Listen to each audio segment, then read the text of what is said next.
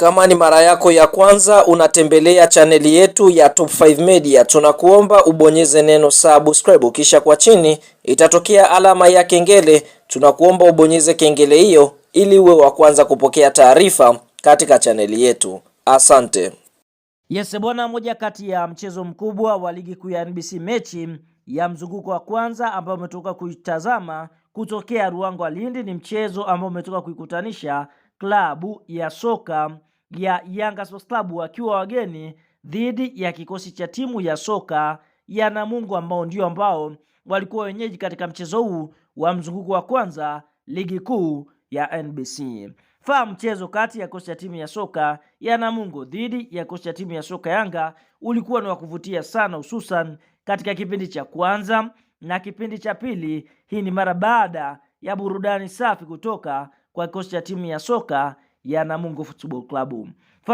Katika kipindi cha kwanza timu hizi ziweza kutoshana nguvu ya sare ya 0-0, lakini mambo yalibadilika katika kipindi cha pili ambapo milango ilianza kufunguka kwa upande wa klabu ya soka ya Yanga, bila kuisahau klabu ya soka ya Namungo Football Club. Tunashuhudia dakika 68 ya kipindi cha pili ya mchezo kati ya Yanga dhidi ya Namungo. Basi Shadrack Sakaboka aliweza kuiandikia klabu ya soka Yanga Sports Club bao la kuongoza, ikiwa ni bao pekee la kwanza ambalo limeweza kufungwa katika mchezo huu ndani ya kipindi cha pili. Lakini Yanga hakuwa kinyonge, kwa sababu dakika 72 kutokana na pasi safi aliyopiga mudathiri ya Aya Abbas, basi Maxi Nzengeli Mpia moja kwa moja akaweza kuiandikia klabu ya soka ya Yanga bao la pili. Lakini Namungo hakuwa kinyonge, kwa sababu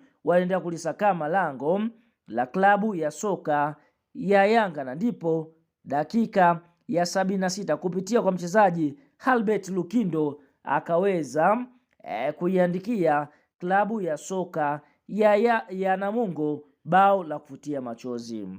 Lakini tutashuhudia Namungo na klabu ya soka Yanga Sports Club zikaendelea kusakana, lakini mpaka mwamuzi wakati anapuliza kipenga chake, basi klabu ya soka Yanga wameweza kuondoka na alama Ruangwa Lindi wakiwa na mabingwa watetezi wa ligi kuu ya NBC dhidi ya kikosi cha timu ya soka ya Namungo Football Club.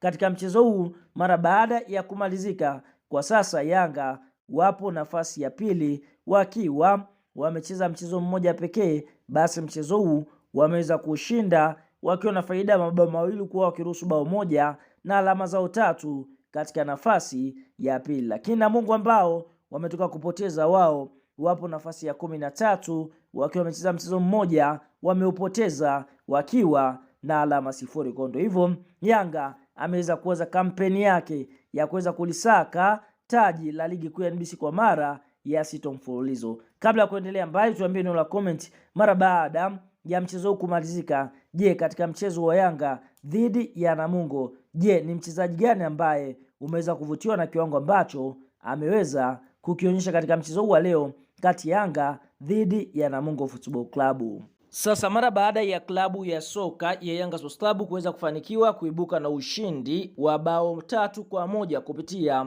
aliyekuwa meneja habari na mawasiliano wa klabu ya soka ya Simba na Yanga Sports Club, ambaye kwa sasa ndiye msemaji wa timu ya taifa ya Tanzania, ndugu Haji Sunday Manara ameweza kutoa neno. Manara anasema hivi: Alhamdulillah, salam toka kwa semaji la taifa la michezo nchini Haji Sunday Manara Bugare. Hongereni Yanga Sports Club kwa kuweza kupata ushindi kwenye mechi ya mzunguko wa kwanza wa ligi kuu ya NBC. Mmeweza kutoa burudani kabambe. Ukiachana na ushindi ambao mmeweza kupata, basi kwa upande mwingine nawatakia kila laheri katika msimu mpya wa mashindano 2026 2027. Huyo ni ndugu Haji Sunday Manara akiweza kutoa kongole kwa klabu ya soka Yanga Sports Club. Hii ni mara baada ya kufanikiwa kuibuka na ushindi katika mchezo wao wa mzunguko wa kwanza ligi kuu ya NBC, ambapo kwa sasa tunaona yeye ndiye msemaji wa timu ya taifa ya Tanzania almaarufu kama Taifa Stars. Kwa upande wake hana kinyongo na Simba, hana kinyongo na Yanga. Klabu yote ambayo kwa sasa inafanya vizuri, basi kwa upande wake anaipa kongole.